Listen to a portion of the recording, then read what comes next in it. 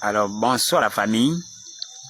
J'espère que vous vous portez bien, que vous avez passé une excellente journée par la grâce du Seigneur. En ce qui me concerne, j'ai passé une excellente journée par sa grâce. Je reviens, comme je l'ai dit, je vous ai écrit tout à l'heure que je devais vous envoyer des vidéos. Je ne peux pour le moment que faire des extraits. En attendant que vous vous abonniez massivement sur l'autre compte TikTok, qui est Wizy 6203. Donc, à continuer de vous abonner massivement, nous ne sommes qu'à dans les 100. Il faudrait qu'on atteigne rapidement 1000 pour pouvoir lancer les lives. Comme ça, vous pourrez poser toutes vos questions. Donc, je voulais parler d'Inganga, parce que c'est important. Il faudrait comprendre qu'aujourd'hui, les traditionalistes nous attaquent parce qu'ils voulaient faire fermer nos églises. Bien. Donc, vous devez comprendre que Dieu aussi ne reste pas assis. Dieu se lève. Vous comprenez? Donc, si aujourd'hui je fais encore une fois cette sortie, toujours c'est pour défendre le nom du Seigneur Jésus, qu'est-ce qui est traîné dans la boue. Et nous ne laisserons pas faire. C'est la raison pour laquelle je continue et je multiplie les sorties. Afin de dépouiller, de dévoiler certaines choses. Je répète et je pèse mes mots. Tout ce que je dis, c'est pas des choses que j'ai vues. Et c'est pas des choses qu'on m'a dit. C'est des choses que j'ai vues. C'est des choses que j'ai fait. C'est des choses que je connais, que j'ai expérimentées. Donc je parle par expérience. Bien. On va parler notamment d'Inganga. Ce que vous ne savez pas, parce que les traditionalistes, ils veulent vous ramener à quelque chose de néfaste, de sale, de pas bénéfique pour l'Afrique du tout, en particulier pour le Gabon. Alors, je vais vous expliquer comment l'Inganga fonctionne. Ce que vous devez savoir, je parle de ce que moi-même je connais, de ce que j'ai fait avec des membres de ma famille. Notamment, par exemple, avec ma grand-mère. Je vous explique comment le fonctionnement. Ce que vous devez d'abord savoir, c'est que tous les Nganga parlent par tous les grands sorciers ont un niveau, même quand on est sorcier, même niveau moyen, vous devez comprendre que les sorciers ont la faculté de communiquer par télépathie et même de se relayer des informations. Je parle de ce que je connais, de ce que je faisais. Vous comprenez? Ce que vous devez savoir, vous qui allez chez les Nganga, les marabouts et les féticheurs, ils communiquent toujours par télépathie. Il n'y a pas de bon féticheur, de bon marabout, de bon. Ça n'existe pas. Il faudrait être très clair. Vos histoires, non, c'est toi qui es rentré dans la branche qui était occulte ou bien obscure. J'ai dit bien, je pèse mes mots. Il n'y a pas de lumière là-bas, dans la tradition. Ça doit être très clair. Alors tous communiquent par télépathie. Je vous explique comment ça se passe. Je vous explique. Je ne parle pas je parle de choses que je faisais. Bien. Ce que vous devez savoir, c'est que quand vous venez, vous partez consulter un Nganga avant que vous ne veniez. Il le sait que vous allez venir. Et ses esprits le lui disent, même s'il ne vous le dit pas. Il sait les personnes qui vont venir et tout, pour quels sont les problèmes. Avant même que vous veniez, il part même déjà chercher les feuilles et tout. Il garde ça. Quand vous arrivez, il savait que vous devez venir. Pour quel problème précisément, avec quoi il devait traiter. Il le sait. Vous comprenez? C'est le premier point. Maintenant, quand vous venez, parce qu'il voit ça depuis dans le monde de la nuit. C'est depuis là-bas qu'il voit comment sa journée va se dérouler, qu'il va rencontrer, etc.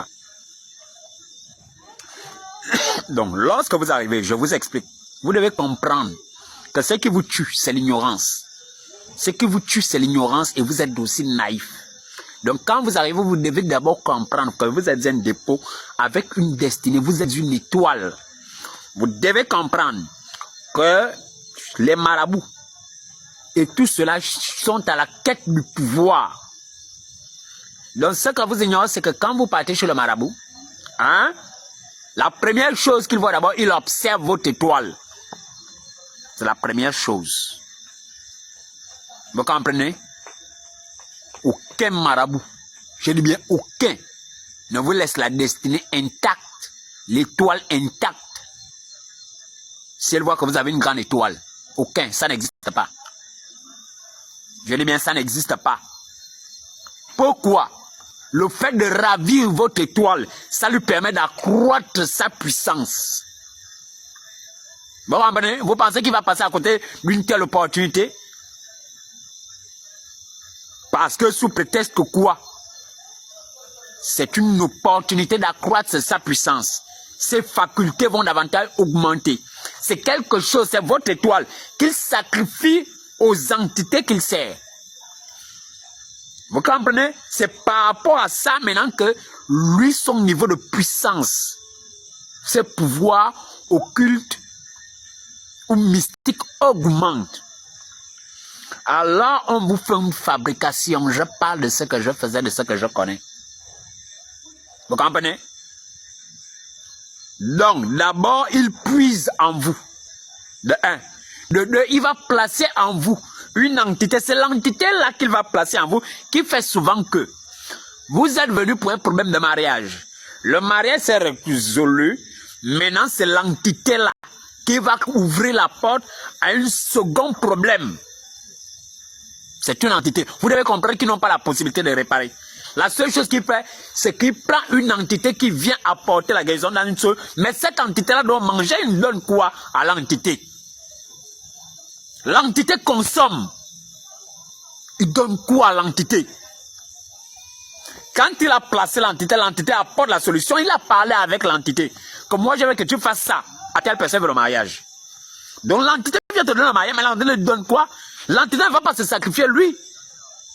Et là, on va trouver quelque chose. Quoi? Il donne, l'entité va donner quelque chose sur vous. Donc ça va être occasionné par quoi? Par un autre problème. Le mariage est résolu, mais un autre problème arrive. Soit au niveau des enfants, ou soit à votre niveau, ou soit encore au niveau du mari qui a. C'est comme ça que ça se passe. Vous comprenez?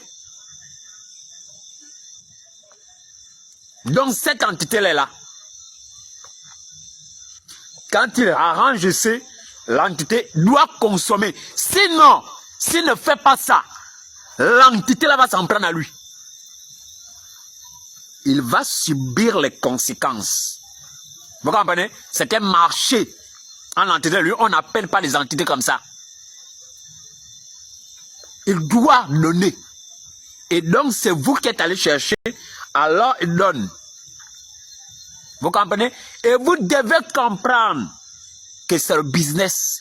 À chaque fois que vous revenez consulter, lui, ça lui permet d'avoir de l'argent. Vous devez comprendre. Toutes les fois que vous avez des problèmes, le marabout là est au courant au travers de cette entité parce qu'il communique avec l'entité.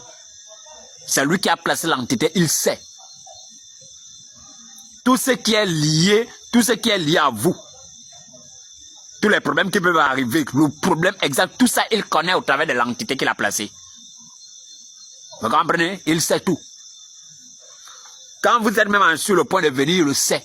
Quand vous êtes en train de venir pour tel point, par rapport à tel point, parce qu'il sait que l'entité a touché l'autre côté. Le mari, c'est bon, maintenant, il a touché l'autre côté. Vous comprenez?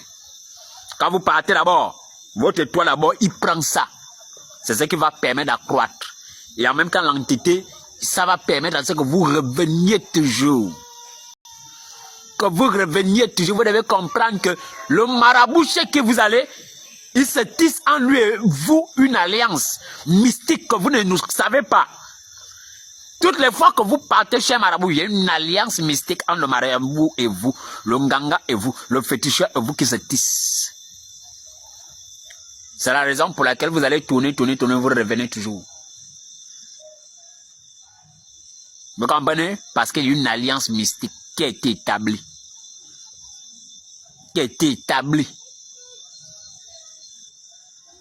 Vous m'avez bien suivi. On va bien poursuivre.